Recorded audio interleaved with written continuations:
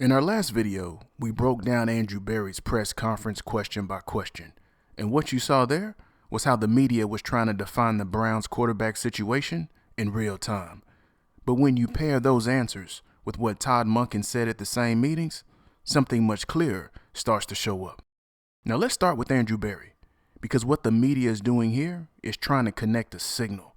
The Browns haven't been very active bringing in outside quarterbacks, so the real question is what that says about the quarterback room they already have. As it pertains to the quarterback position, is it just safe to assume that the incumbents, the current room, will be competing for the starting position? Or when you look to add a potential fourth quarterback, would you prefer the draft? Would you prefer signing a vet free agency? Or how are you kind of looking at the quarterback room as it stands? Now listen to how Berry answers this, because this sets the tone for everything else. He doesn't confirm the premise, but he also doesn't shut it down.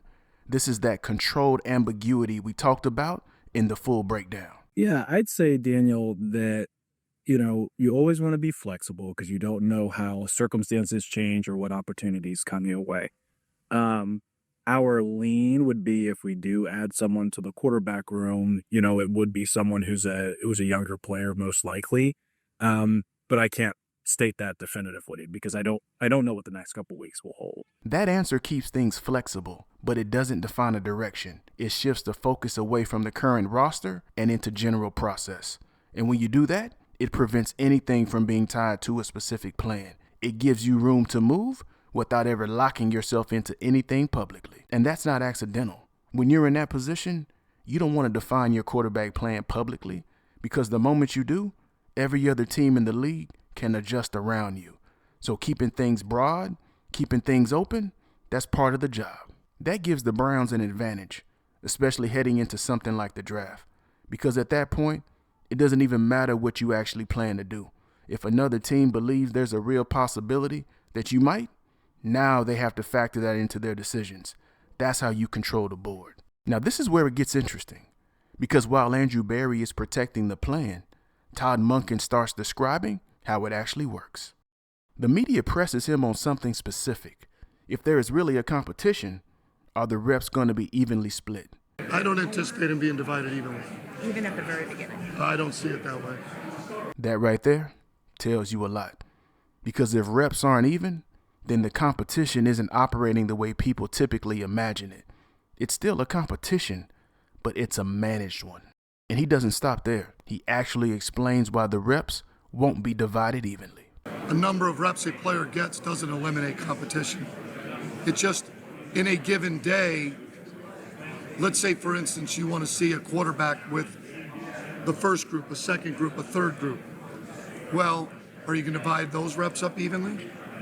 Are you going to divide up the reps everywhere evenly? I don't see it that way. I don't see it. That doesn't mean there's not competition. I just see it as in a given day, and it'll be daily, in terms of who gets what reps and when. Because we certainly want to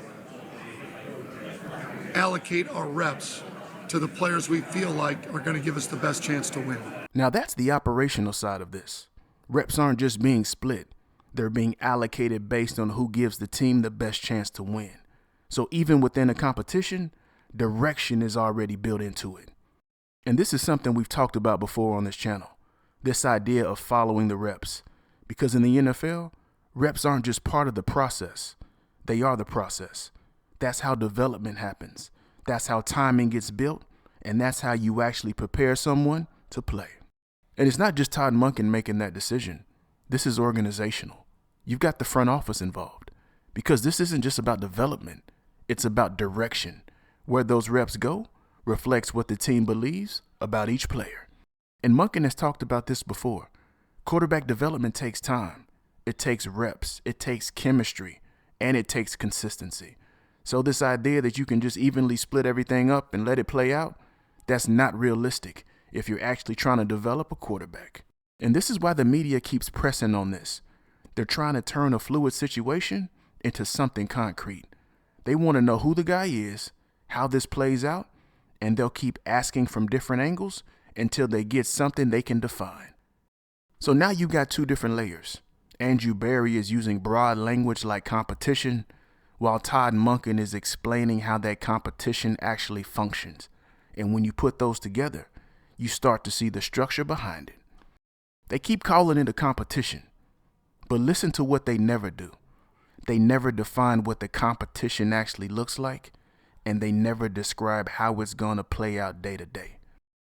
And when you hear Andrew Berry keep things open, while Todd Monken explains how reps are actually allocated, that's where the signal shows up. Not in what they say directly, but in how those two pieces fit together. And if you haven't seen the full breakdown of Andrew Berry's press conference, go watch that next, because that's where you see this happening in real time. I want to take a moment to say a huge thank you to our channel members. We really appreciate the support and what you're helping us build here. If you're getting value from these breakdowns and want to support the channel, you can check the link down in the description. This is Press Room Breakdown, where we slow the room down and study how the message gets made.